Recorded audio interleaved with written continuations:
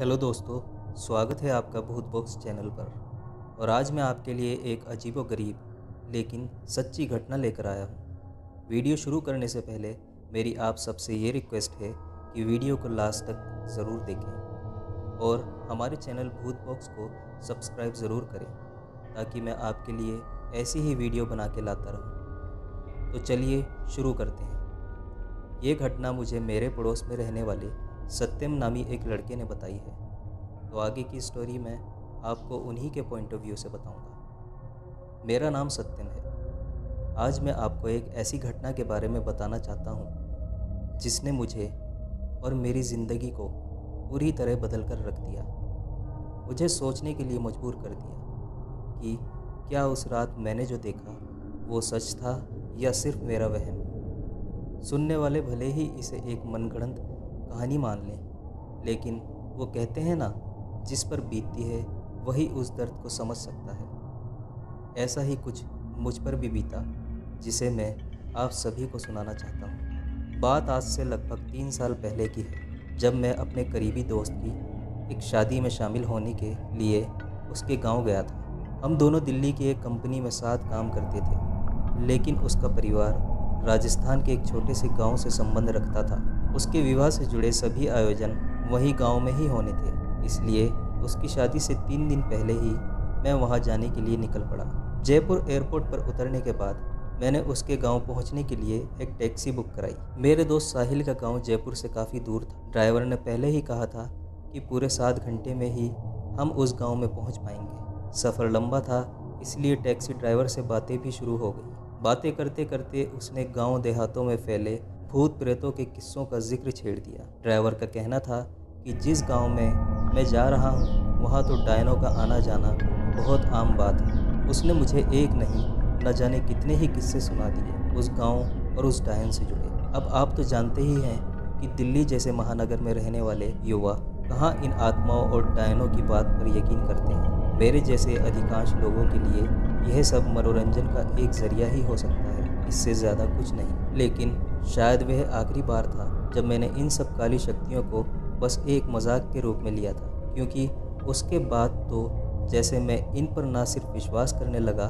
बल्कि हर समय इनकी उपस्थिति का एहसास भी करने लगा। ड्राइवर का कहना था कि सुबह 8 बजे तक हम अपनी मंजिल पर पहुंच जाएंगे। रात 10 बजे के आसपास हमने एक ढाबे पर खाना खाया और फिर सफ़र की थकान की वजह से आँख लग गई। अचानक हमारी गाड़ी ख़राब हो गई, और वो भी ऐसी जगह जहाँ से कुछ भी मदद मिलना लगभग नामुमकिन था। मुझे समझ नहीं आ रहा था कि क्या किया जाए। सुबह होने का इंतज़ार भी नहीं कर सकते थे और आसपास कोई ठीक जगह भी नहीं थी। ड्राइवर का कहना था कि 2-3 किलोमीटर पर एक ढाबा है, आप वहाँ पहुँच जाओ, मैं गाड़ी ठीक करा कर आ जाऊँगा। मैंने उसकी बात मान ली और पैदल ही आगे चलने लगा। बहुत चलना था, इसलिए कानों में ईयरफोन लगा लिया और कुछ गाने सुनने लगा और सोचा टाइम पास हो जाएगा। कुछ दूर चलते ही मुझे ऐसा लगा जैसे मेरे साथ कोई चल रहा है। बड़ी तेज़ महक सी आई और बहुत देर तक अपने साथ किसी और के होने का एहसास हुआ।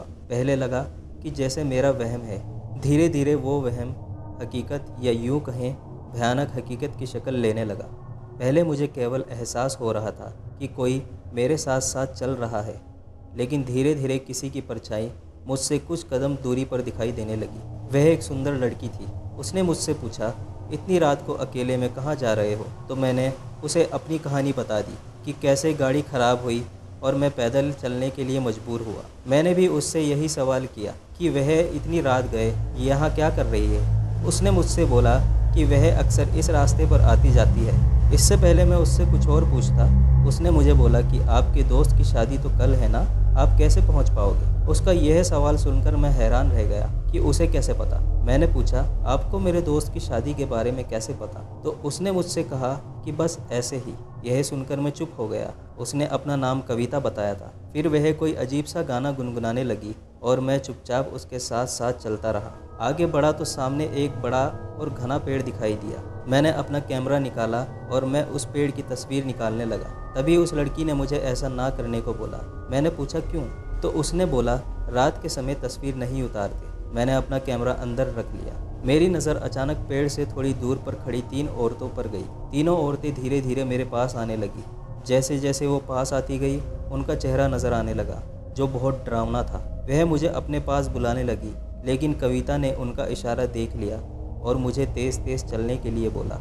थोड़ी दूर आते ही वह औरतें गायब हो गई और मैंने कविता से पूछा कि वो कौन थी।